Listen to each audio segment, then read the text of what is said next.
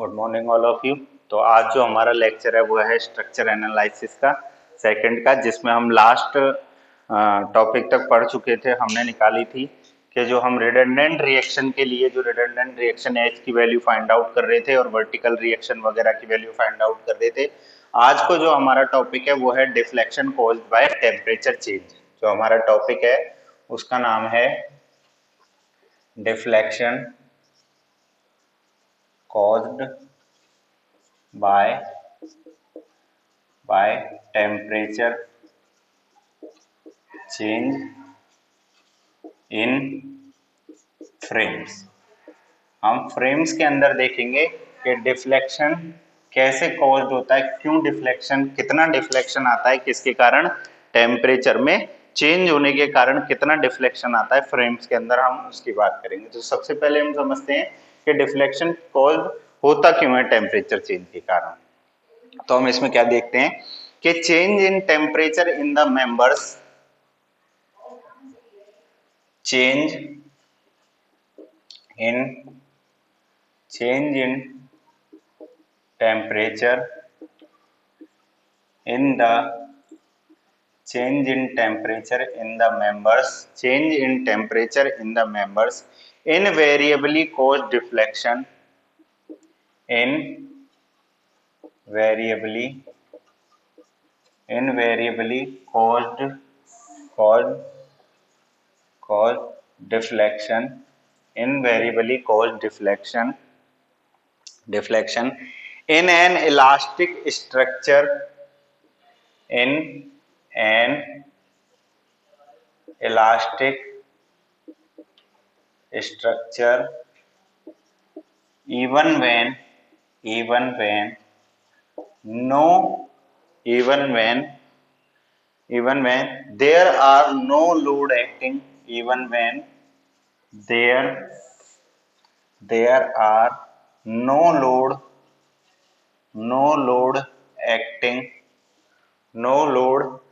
acting on the structure, structure। तो हम क्या कह रहे हैं कि change in temperature in the members invariably caused deflection in an elastic structure even when there are no load acting on the structure. और हम क्या यूज करते हैं इसके अंदर ये निकालने के लिए, तो Mohr equation give a very simple method. हम क्या लिखेंगे इसके अंदर, Mohr equation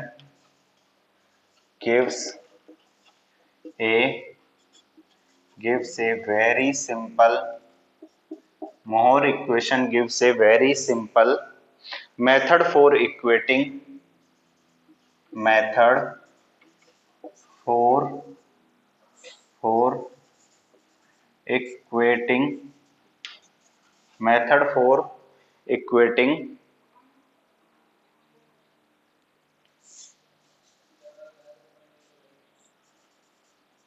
equating deflection caused by temperature, deflection caused by temperature। कौन सी इक्वेशन का यूज करते हैं हम, कौन सी मेथड यूज करते हैं, तो वो हम यूज करते हैं deflection caused by temperature. Deflection निकालने के लिए टेम्परेचर चेंज के कारण वो हम यूज करते हैं किसका, मोर इक्वेशन का। तो अब हम एक क्वेश्चन, एक फ्रेम स्ट्रक्चर का क्वेश्चन लेके समझने की कोशिश करेंगे कि डिफ्लेक्शन क्या होगा। डिफ्लेक्शन निकालेंगे हम, वर्टिकल डिफ्लेक्शन। तो हम उसमें एक फ्रेम के एग्जांपल से हम समझेंगे कि किस तरीके से डिफ्लेक्शन निकाल सकते हैं। ठीक है, तो हम एक एग्जांपल लेते हैं एक फ्रेम का। देखिए किस तरीके से करेंगे हम देखते हैं क्वेश्चन। यहाँ मैं एक छोटा सा क्वेश्चन लेके आप लोगों को समझाने की कोशिश करूंगा। तो क्वेश्चन है हमारा, हमें किस तरीके का फ्रेम स्ट्रक्चर दे रखा है जो यहाँ से रिजिडली फिक्स है। ये हमारा पॉइंट है ए, ये पॉइंट है बी और ये हमारा पॉइंट है सी। ठीक है, हमें कह रहा है वो कि find the vertical deflection at free end C. हमें निकालना है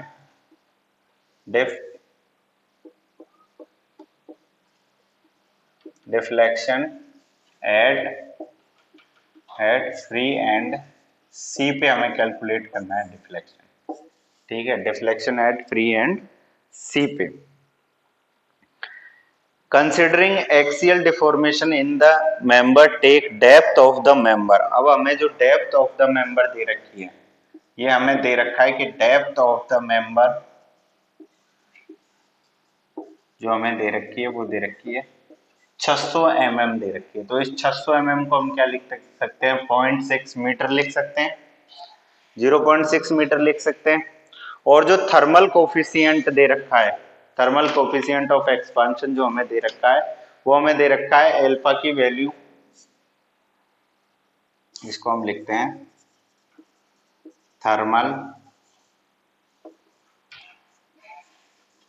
थर्मल कोफिशिएंट जो हमें दे रखा है वो हमें दे रखा है कितना, अल्फा इक्वल टू 12 इंटू 10 की पावर -6 डिग्री सेल्सियस। ये हमें अल्फा की वैल्यू दे रखी है।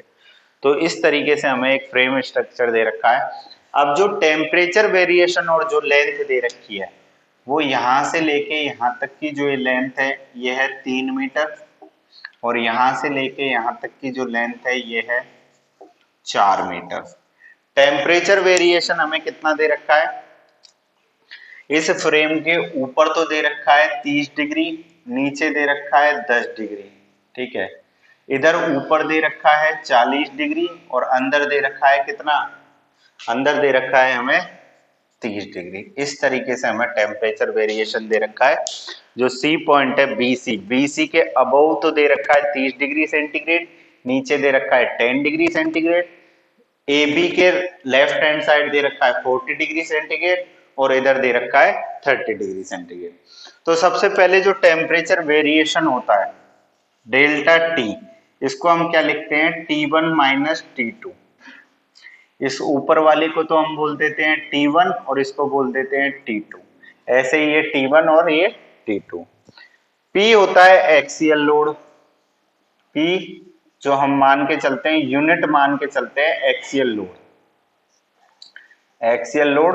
और जो हम क्वेश्चन में मान के चल रहे हैं वो हम मान के चल रहे हैं एक यूनिट लोड, या हम इसको ऐसे लिख दें, हम यूनिट एक्सियल लोड मान के चल रहे हैं।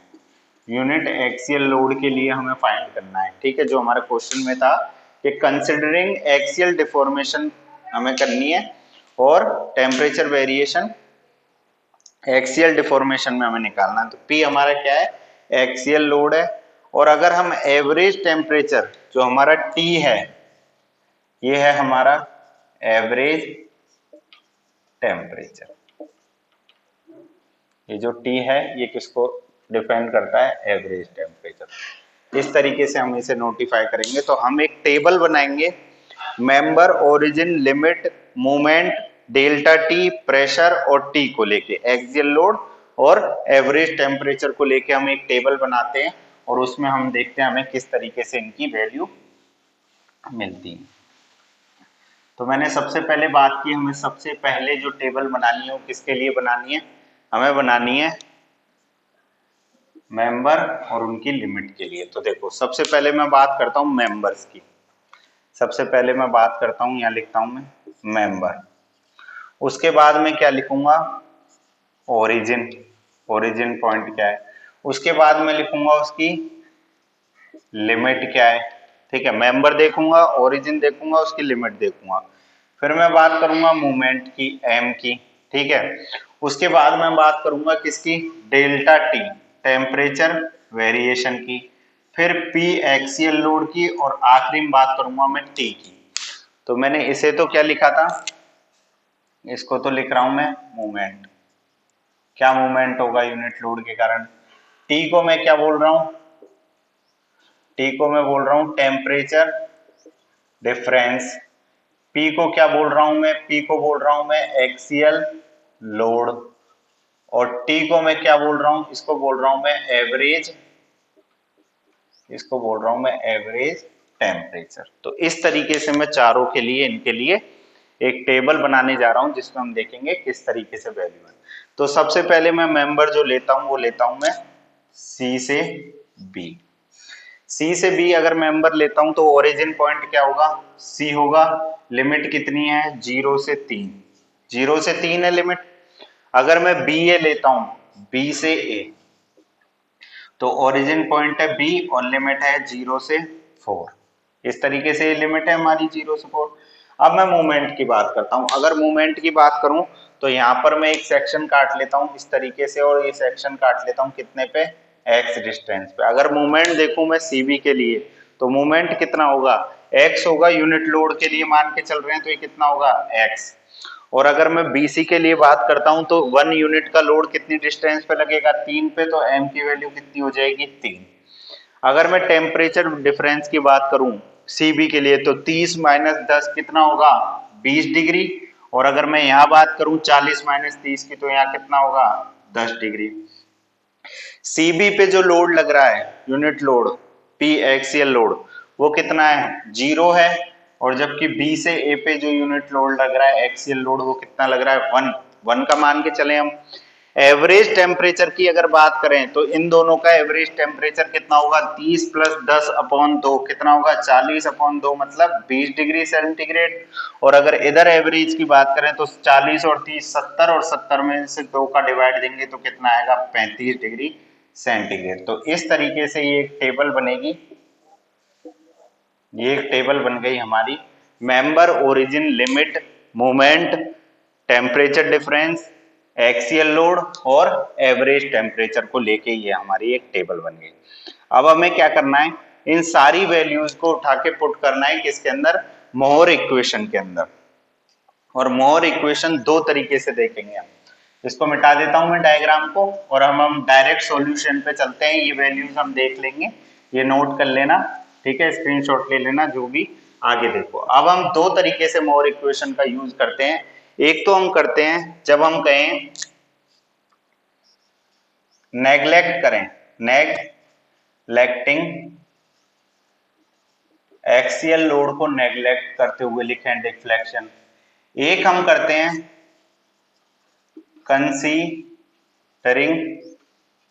कंसीडरिंग एक्सियल लोड, हम एक्सियल लोड को कंसीडर करके बात करें। तो जब हम नेग्लेक्ट करते हैं एक्सियल लोड को, तो जो हमारा डिफ्लेक्शन होता है वो होता है delta is equal to D by alpha, bracket limit जो रहेगी 0 से L, M dot del T into D X. ये हमारा क्या रहता है, सॉरी dx नहीं होगा, सिर्फ यही होगा m इंटू डेल टी और लिमिट 0 से l। ये तो रहता है हमारा जब हम नेग्लेक्ट करते हैं। अगर हम कंसीडर कर रहे हैं तब जो हमारा डेल्टा होता है मोहर इक्वेशन से, वो हमारा होता है एल्फा ब्रैकेट लिमिट 0 से l p डॉट, लिमिट रख देनी है 0 से l, p dot T dot D D X. ये हमारा होता है जब हम कंसीडर करते हैं किसको, एक्सियल लोड को। अब अगर मैं यहां वैल्यू रखूं दोनों के लिए, दो स्पान देखे थे हमने, दोनों के लिए अगर वैल्यू रखूं तो मैं यहां पर क्या लिखूंगा, डी। डी हमारे पास कितना है, डी हमारे पास है कितना, सॉरी ये एल्फा बाई डी है, डी बाई एल्फा नहीं, सॉरी ये है एल्फा बाई डी। तो एल्फा की वैल्यू 12 इंटू 10 की power minus 6 upon D. D हमारे पास कितना था, डेप्थ कितनी थी ओवरऑल, 0.6, यही थी, यही थी ना लिमिट, डी 0.6। अब हम दोनों स्पान के लिए अगर कैलकुलेट करें तो एक बार तो आएगा 0 से 3, m की वैल्यू आएगी x into 20 into D x, ठीक है, dx भी आएगा x into 20 into D x, plus दूसरी लिमिट लेंगे 0 से 4, 0 से 4 के लिए कितना आया था, 3 इंटू 30 और dx। तो ये तो आ जाएगा हमारा दोनों के लिए, सॉरी ये 30 नहीं, ये था 10। m1 की वैल्यू हमें टेबल से रखनी है, कितनी थी, 10। टेम्परेचर वेरिएशन कितना था बीसी के लिए, 10, और उसके लिए कितना था, 20 था। ठीक है, और इनटू में dx। इसको जब सॉल्व करेंगे तो हमारे पास जो डेल्टा की वैल्यू आएगी यहाँ से, वो हमारे पास आएगी इस पूरे का डेरिवेटिव करने के बाद 4.2 इंटू 10⁻³ और ये किस में आएगी हमारे पास, मीटर में आएगी। अगर मैं इसको mm में कन्वर्ट करूंगा तो डेल्टा कितना आ जाएगा, 4.2 mm। सिर्फ ये वैल्यू आ जाएगी 4.2 mm। तो अगर मैं एक्सियल लोड को नेग्लेक्ट कर देता हूं तब तो मेरे पास जो डिफ्लेक्शन आएगा वो कितना आएगा, 4.2 mm आएगा। लेकिन अगर मैं कंसीडर करता हूं, अगर मैं कंसीडर करके बात करता हूं तो मेरे पास क्या रहेगा, तो देखो यहां से मैं लिखूंगा del is equal to alpha की वैल्यू कितनी है, 12 इंटू 10⁻⁻6 ब्रैकेट, ये रखूंगा 12 इंटू 10⁻⁻6 ब्रैकेट। P कितना था, प्रेशर उसके लिए 0 था, इंटू अब T के लिए हम करेंगे तो 0 से 4 एवरेज टेम्परेचर कितना था, 35 इंटू dx। इसके लिए करेंगे तो अगर dx के लिए करेंगे तो ये वैल्यू कितनी आ जाएगी हमारे पास, यहाँ से जो डेल्टा की वैल्यू आएगी वो आएगी 1.62 इंटू 10⁻³ किस में आएगी, मीटर। 1 ये आएगी 12, 1.68 इंटू 10⁻³ अगर इसको mm में लिखेंगे तो यहाँ से डेल्टा इक्वल टू आ जाएगा 1.68 mm। तो ये हमारे पास दोनों क्या आ जाएंगे, डिफ्लेक्शन आ जाएंगे, कौन से एंड पे, free end at free end C, और ये भी हमारे कहां पे मिलेगा, एट फ्री एंड सी। तो इस तरीके से हम deflection caused by temperature change को देख सकते हैं कि टेम्परेचर चेंज होने के कारण हमें मोर इक्वेशन का यूज करके हम डिफ्लेक्शन फाइंड आउट कर सकते हैं। अगर वो आपको कहे नेग्लेक्ट करना है एक्सियल लोड को, तो अगर आपको कह रहा है कि आप नेग्लेक्ट करो एक्सियल लोड को तो आपको ये वाली इक्वेशन यूज करनी है, एल्फा बाई डी 0 से एल जो लिमिट होगी m dot del T into D X, और इस तरह से दोनों स्पानों के लिए वैल्यू निकाल लेनी है। अगर कहता है कंसीडर करना है एक्सियल लोड को तो alpha into P into T into D x. अब ये पी की जो वैल्यू है, ये पी की वैल्यू स्पान के लिए कितनी थी, 0, टी की वैल्यू कितनी थी, 35। यहाँ से हम इस तरीके से इनकी वैल्यू फाइंड आउट कर सकते हैं।